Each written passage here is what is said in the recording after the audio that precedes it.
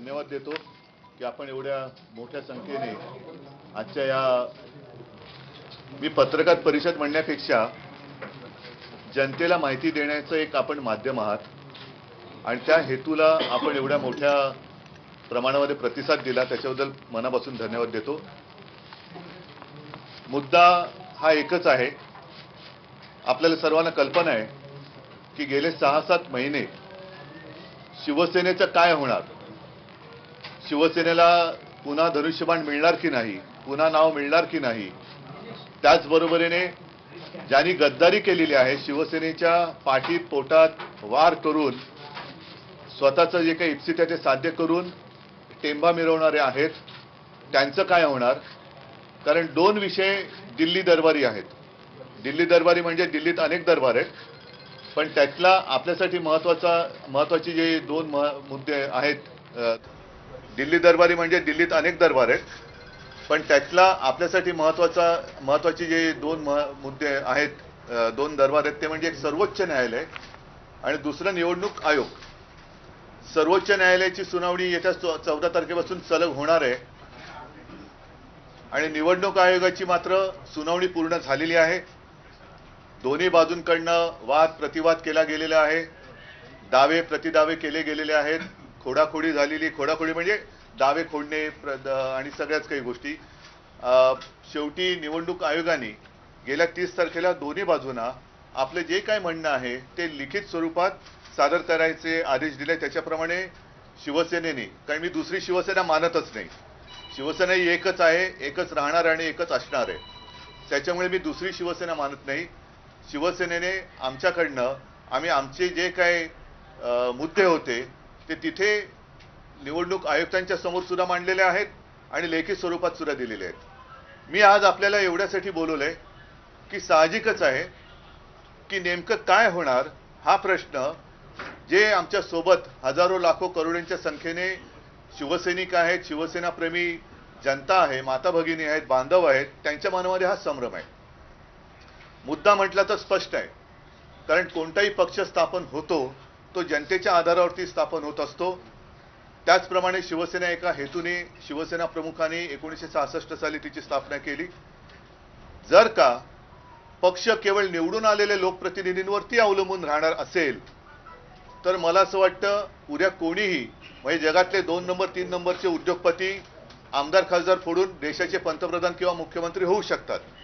त्या पक्षाला काय अर्थ नाही, त्याला गद्दारी म्हणतात। पक्ष हा 2 पातळीवरती असतो, एक वैधानिक, आपल्या इकडे महाराष्ट्रात म्हटलं तर विधिमंडळ, आणि तिकडे संसदीय, आणि त्याच्या पलीकडचा मोठा पक्ष असतो तो रस्त्यावरचा पक्ष।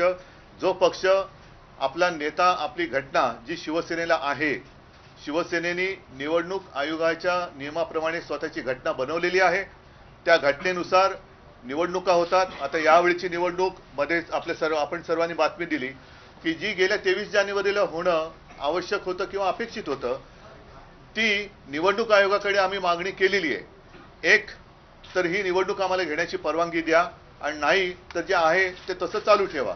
निवडणूक आयोगाकडनं अजून काही उत्तर आलेलं नाही, त्यामुळे ही निवडणूक जेव्हा आयोग आम्हाला परवानगी देईल तेव्हा ती रितसर निवडणूक होईल। परंतु ही घटना आणि त्या घटनेनुसार शिवसेनेचे पदाधिकारी आणि पद ही निर्माण केली गेलेली आहेत, ज्याचा उल्लेख घटनेत नमूद आहे। शिवसेनेमध्ये सुरुवातीला आपल्याला कल्पना आहे शिवसेना प्रमुख हे एक पद होतं, जे प्रमुख पद, शिवसेना प्रमुख ही एक बिरुदावली किंवा जे पद आहे, तो शब्द आहे तो माननीय हिंदू हृदय सम्राट शिवसेना प्रमुख बाळासाहेब ठाकरे यांना शोभून दिसतो, म्हणून त्यांच्यानंतर शिवसेना प्रमुख हा शब्द आम्ही गोठवला किंवा तो तसाच ठेवला आणि मी शिवसेना पक्षप्रमुख हे पद निर्माण केले आणि तो पक्षप्रमुख म्हणून मी कारभार गेले काही वर्ष बघतोय। शिवसेनेमध्ये मुख्य नेता हे पद घटनाबाह्य आहे। ज्या गद्दारांनी शिवसेनेवरती दावा सांगितलेला आहे त्या गद्दारांनी एकदा शिवसेनेची घटनाच आम्हाला मान्य नाही असं सांगितलेलं आहे, त्याच्यानंतर शिवसेनेच्या घटनेनुसार काही पदांची निर्मिती केली, ज्याच्यामध्ये एक साधी गोष्ट आहे, विभाग प्रमुख एक पद आहे। विभाग प्रमुख हे शिवसेनेमध्ये केवळ आणि केवळ मुंबईमध्ये किंवा मोठ्या शहरांमध्येच अवलंबून आहे, बाकी इतरत्र तसं विभाग प्रमुख हे पद नाही। त्यांनी विभाग प्रमुख हे पद निर्माण केलेलं आहे। आम्ही निवडणूक आयोगाने ज्या ज्या काही गोष्टी सांगितल्या त्या पूर्ण केलेल्या आहेत। मग त्याच्यामध्ये निवडणूक आयोगाने आम्हाला आमच्या पदाधिकाऱ्यांची शपथपत्र सादर करायला सांगितली। ती शपथपत्र आम्ही सादर केलेली आहेत। निवडणूक आयोगाने आम्हाला आमच्या सदस्यांची सदस्य संख्या ही दाखवायला सांगितले, त्याच्याप्रमाणे त्यांची सदस्यांची सुद्धा आम्ही अर्ज भरून घेतलेले आहेत आणि ते काही लाखांच्या घरामध्ये आहेत, ते सुद्धा आम्ही केलेले आहे। आता जर का गद्दार गटाचा दावा जर असा असेल की निवडून आलेले सदस्य, निवडून आलेले आमदार, निवडून आलेले खासदार म्हणजेच पक्ष आहे आणि त्या आधारावरतीच तुम्ही निर्णय द्या, तर ते हास्यास्पद किंवा अत्यंत काय त्याला विचित्रपणा म्हणेन। कारण मग एवढे दिवस निवडणूक आयोगाने थांबण्याची गरजच नव्हती, निवडणूक आयोगाने थांबण्याची गरज नव्हती। आता गावोगावी खेडोपाडी जाऊन सदस्य संख्या आम्ही सदस्य अर्ज भरून घेतलेले आहेत, आमच्या प्रमुख पदाधिकाऱ्यांचे प्रतिज्ञा शपथपत्र सादर केलेले आहेत। हे सगळे गठ्ठे बघितल्यानंतर त्यांचं तोंडचं पाणी पडायला असेल तर मला काही त्याच्यात आश्चर्य वाटण्याचं कारण नाहीये। परंतु जर का आपण देशात लोकशाही आहे असं मानतो आणि देशात लोकशाही आहे, पक्षांतर्गत लोकशाही सुद्धा जी निवडणूक आयोगाने आम्हाला सांगितली त्या पक्षांतर्गत लोकशाहीमध्ये आम्ही निवडणुका घेतो आणि त्याप्रमाणेच जी जी पदं आम्ही त्याच्यात नमूद केलेली आहे त्या सर्व पदाधिकाऱ्यांची शपथपत्र आणि सदस्यांची एक अर्ज हे आम्ही निवडणूक आयोगाकडे दाखल केलेले आहेत। पण क्रमवारी जर का बघितली तर कोंबडं आधी का अंड आधी हा प्रश्न राहतोच। तो एवढ्यासाठी की हा दावा कोणी केलाय, जे 20 जूनला पक्षादेश मोडून विधान परिषदेच्या निवडणुकीत गद्दारी केली आणि 20 तारखेलाच पळून गेले, त्यातले दोघं तिघं म्हणजे नितीन देशमुख आणि कैलास पाटील परत आले। आता त्याच्यात एक आणखीन एक मुद्दा आहे, तो नंतर सांगेन सुचला तर। पण त्या गद्दारांनी शिवसेनेवरती दावा करावा हे अत्यंत नीचपणाचं आणि विकृत असं एक कृत्य आहे। त्यांनी एकतर अपात्रतेचा फैसला हा आधी व्हायला पाहिजे, कारण आधी हा मुद्दा सर्वोच्च न्यायालयात गेलेला आहे आणि त्याच्यानंतर म्हणजे जुलै महिन्यामध्ये हे घडलं, जून महिन्यात, जुलै महिन्यामध्ये हा गद्दार गट जो आहे तो निवडणूक आयोगाकडे गेला आणि त्यांनी शिवसेनेवरती दावा केलेला आहे।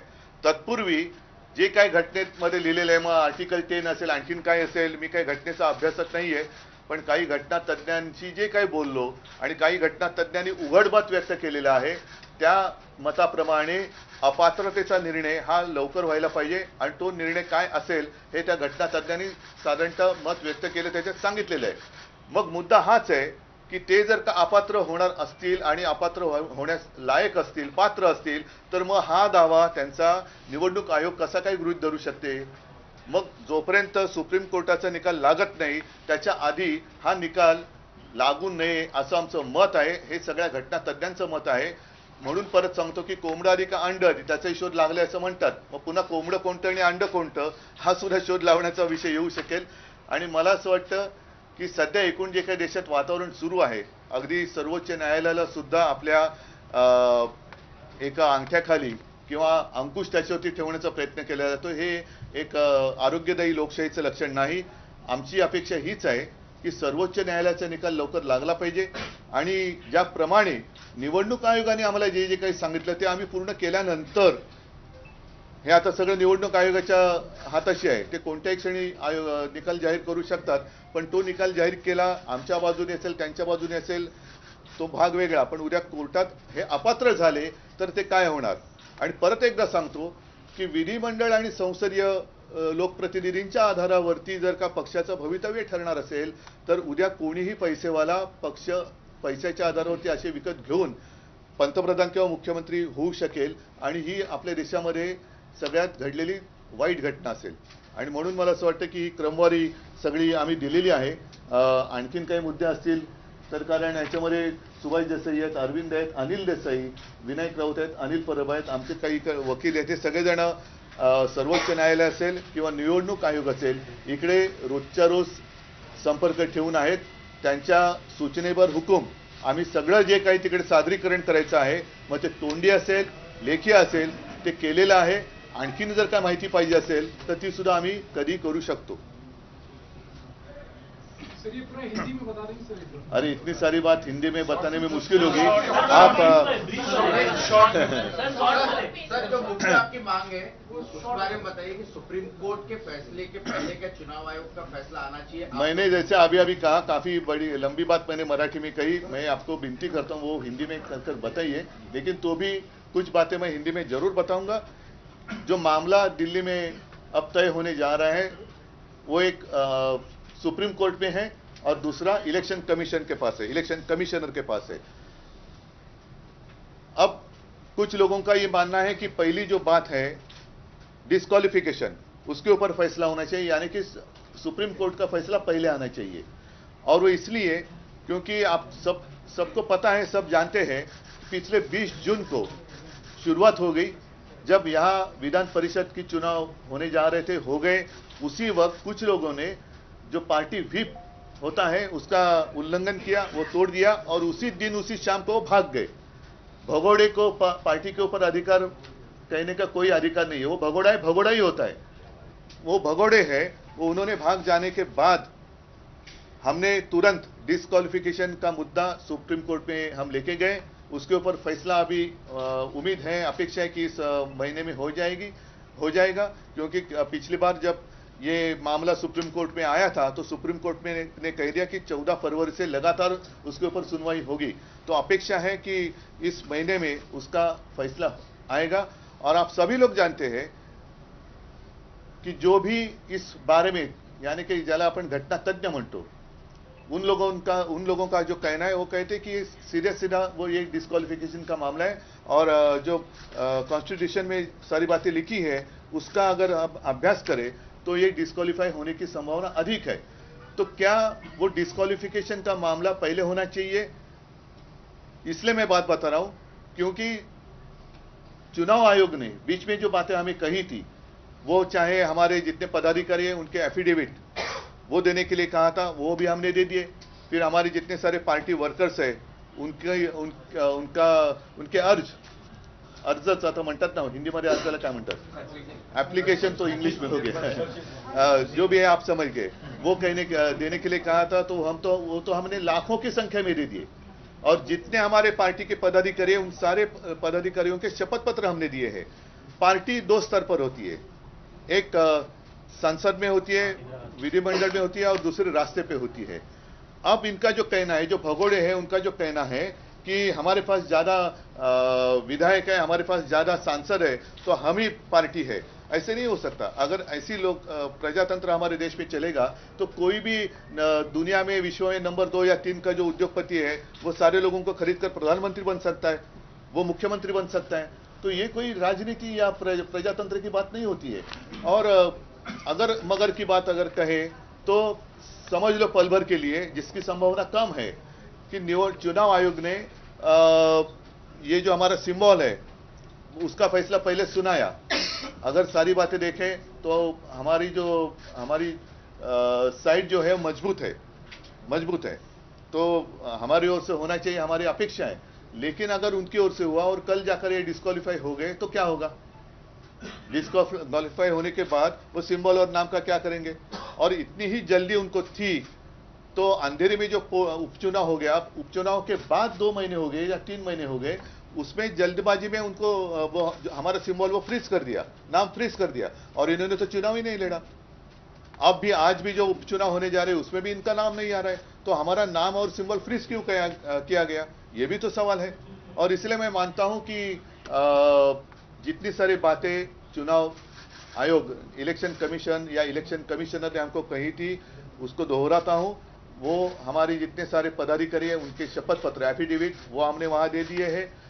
फिर जितने हमारे पार्टी मेंबर्स हैं उनके सारे नामांकन या सब बातें आज जो है वो हमने दे दिए हैं।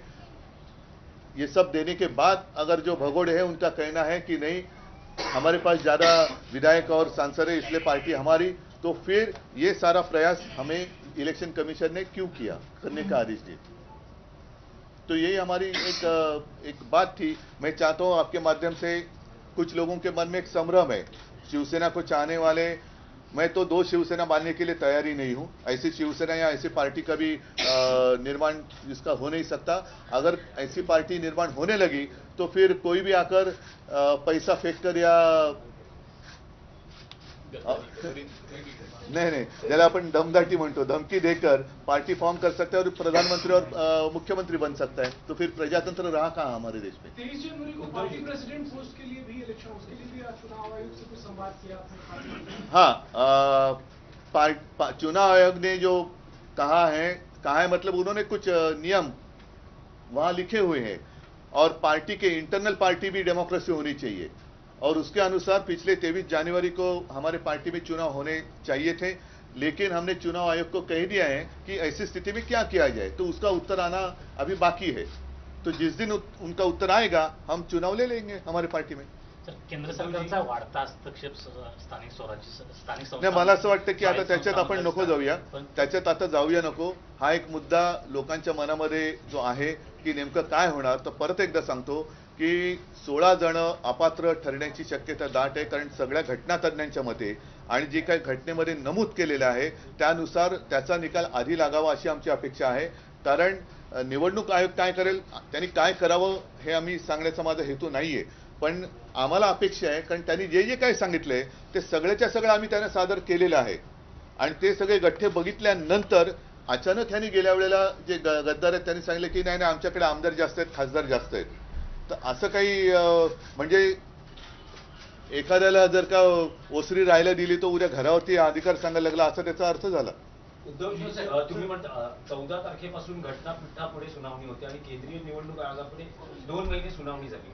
आता ही जी तुम्ही मागणी करता फायनल सबमिशनला तुम्ही केंद्रीय निवडणूक आयोगाला असं म्हटलं आहे का की हा जो निकाल आहे तो घटनापीठाच्या निकालानंतर यावा? नाही, लेखी मागणी केली का? नंबर 1 आणि नंबर 2 की तुम्ही आता जे सगळं पूर्ण निवेदन केलेलं आहे त्यात तुम्हाला असं वाटतं आहे का की केंद्रीय निवडणूक आयोगापुढे निकाल तुमच्या विरोधात जाऊ शकतो? अजिबात नाही, अजिबात नाही। परंतु मी ही माहिती एवढ्यासाठी लोकांना देण्यासाठी आपल्याला बोलवलं की जनतेच्या मनामध्ये कारण नसताना एक संभ्रम आहे की शिवसेनेचं काय होणार, शिवसेनेच्या चिन्हाचं काय होणार, शिवसेनेच्या नावाचं काय होणार। याचं कारण असं परत परत सांगतो की निवडणूक आयोगाने जे जे आम्हाला करायला सांगितलं ते आम्ही व्यवस्थितपणाने केलेलं आहे। प्रतिज्ञापत्र आमच्या पदाधिकाऱ्यांची ती दिलेली आहेत, प्रतिज्ञापत्र म्हणजे शपथपत्र आहेत, त्याच्यानंतर सदस्य संख्या दाखवायला सांगितली ती आम्ही दाखवलेली आहे। आता एवढाच मुद्दा, मी एवढ्या मुद्द्यापुरतच आज मी तुम्हाला सांगतोय की अचानक गेल्या वेळेला प्रतिस्पर्धी गटाकडनं जो दावा केला गेला की हे सगळं जे काय आहे तुम्ही निवडून आलेल्या प्रतिनिधींवरती ठरवा, असं नाही होत। तसं जर ठरवायचं असतं तर निवडणूक आयोगाने अगदी दुर्दैवाने मी सांगतो की त्यांनी एकतर्फी बाजू घेण्याचं ठरवलं असेल तर ते 2-3 महिन्यापूर्वी पण निकाल देऊ शकत होते, पण मधल्या काळामध्ये त्यांनी हा सगळा जो काय आम्हाला खटाटोप करायला सांगितला तो आम्ही व्यवस्थित केलेला आहे। कुठेही आम्ही प्रोफेशनल एजन्सीज लावून कोणाची शपथपत्र किंवा काही गोष्टी केलेल्या नाहीत। आणि जर का हे जर का तसं होतं तर तुमच्या लक्षात असेल मधल्या काळामध्ये आमच्या शपथपत्रावरती आक्षेप घेतला गेला होता, मग तो आक्षेप का घेतला? आमची शपथपत्र बोगस आहे असा एक आक्षेप मध्ये घेतला गेला होता। जर ती तुम्हाला मानायचीच नव्हती तर आक्षेप तरी का घेतला होता? म्हणजेच काय की त्यांना आता कळले की यांचं पारडं भारी आहे, म्हणून ही दिशाभूल करण्याचा त्यांचा जो केविलवाणा प्रयत्न सुरू आहे त्याच्यासाठी मी जनतेच्या मनात संभ्रम राहू नये म्हणून आजची प्रेस कॉन्फरन्स। प्रश्न आहे, तुम्ही लेखी मागणी केली आहे का केंद्रीय निवडणूक आयोगाकडे की तुमचा जो निकाल आहे तो तुम्ही? नाही, तुमच्या लक्षात असेल, नाही नाही तसं नाही, तुमच्या लक्षात असेल की आमची सर्वोच्च न्यायालयामध्ये एक विनंती होती की तुमचा निकाल लागल्यानंतर निवडणूक आयोगाला हा निकाल घेण्यासाठी आपण परवानगी द्यावी, परंतु तेव्हा सर्वोच्च न्यायालयाने असं सांगितलं की सर्वोच्च न्यायालय आणि निवडणूक आयोग ह्या 2 स्वतंत्र बॉडीज आहेत, त्याच्यामुळे त्यांना काय करायचं आम्ही सांगू शकत नाही। मात्र त्यांनी काय केलं तर आमच्याकडे तुम्ही दाद मागू शकता, त्याच्यामुळे आम्ही परत त्या काही विनंती करण्यात अर्थ नाही। पण मी जी काय क्रमवारी आहे ती क्रमवारी पाहिल्यानंतर पहिल्या प्रथम त्यांच्या अपात्रतेचा निकाल आधी लागावा ही सर्वसाधारणतः सर्वसामान्य माणसापासून ते घटनातज्ञांची अपेक्षा आहे। कारण जर का उद्या निकाल काही निवडणूक आयोगाने दिला आमच्या बाजूने द्यावा असं मी पुन्हा सांगतो म्हणत नाही, त्याच्यामुळेच मी प्रेस घेतलेली आहे। मला कोणतीही मनात शंका नाही, कारण सर्व बाजू जर का तपासल्या तर शिवसेनेला कोणताही धोका नाही। उद्धव साहेब, देशात जर बघितले तर पक्षफुटीची घटना ही पहिली नाही, अनेक पक्ष आहेत ते असे विभागले गेले होते, परंतु मागच्या घटना बघता ज्यांचे आमदार किंवा खासदार जास्त आहेत त्यांच्या बाजूने साधारणतः निकाल लागला नाही, अजिबात नाही, असं नाहीये, कधीच होऊ शकत नाही। नाही, अजिबात असं होऊ शकत नाही, त्याच्यामध्ये नाही, अजिबात असं होत नाही।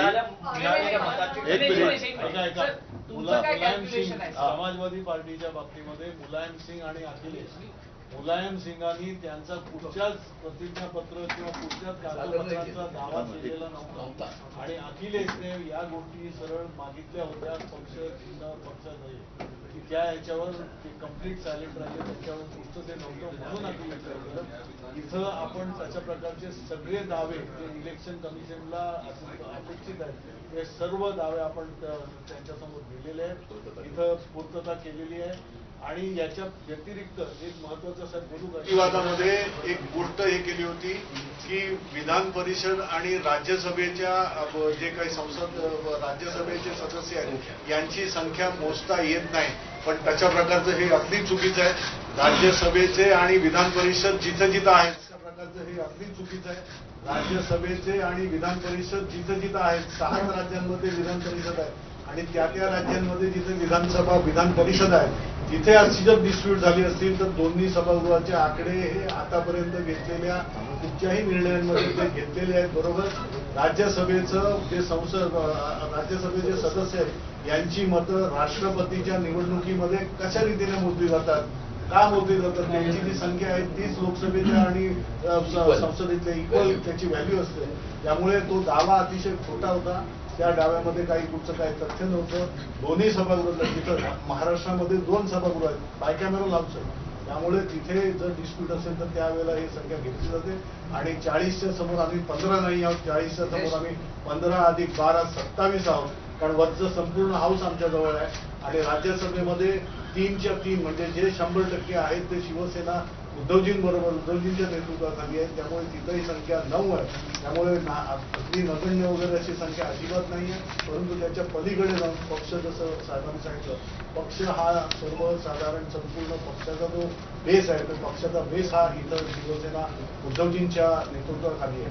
त्यामुळे पारडं जसं साहेबांनी सांगितलं त्याप्रमाणे कुठेही कुठच्याही कंपॅरिझनमध्ये आमचं चांगलं आहे व्यवस्थित. आणि महत्वाचा मुद्दा मी परत एकदा सांगतो की केवळ एवढ्या गोष्टींवरती जर का पक्षाचं भवितव्य ठरायला लागलं तर देशामध्ये लोकशाहीचा बाजार होईल आणि कोणीही पैसेवाला उद्या कोणत्याही पक्षाची मग निवडणूक लढवायची कशाला, सभा घ्यायच्या कशाला, एबी फॉर्म द्यायचे कशाला. आता त्याच्यामध्ये आणि ताई गेल्या वेळेला पक्षप्रमुख म्हणून माझं नाव मानलेलंच आहे ना, त्यावेळेला हे होतेच. आणि याचा बाजार होऊ नये म्हणून आमची निवडणूक आयोगाला सुद्धा एक विनंती, नम्र विनंती आहे की हा अधिकार आपला आहे, परंतु लोकशाहीचे आपण रक्षक आहात, त्याच्यामुळे लोकशाहीचं रक्षण करणं हे आपल्याशिवाय आणखीन कोण करणार. तर उघड उघड आपल्या डोळ्यात देखत लोकशाहीवरती अत्याचार होतो आहे, तर त्या अत्याचारापासून लोकशाहीला वाचवा, एवढीच आमची निवडणूक आयोगाला सुद्धा एक विनंती आहे. शरद यादव नाही आता जास्त नाही, हे आता हे आपलं जेवढं आहे तेवढं पुरतं आपण ज्यांच्यासमोर ठेवलंय. ठीक आहे, तर आमची निवडणूक आयोगाला आणि याला विनंती आहे. धन्यवाद.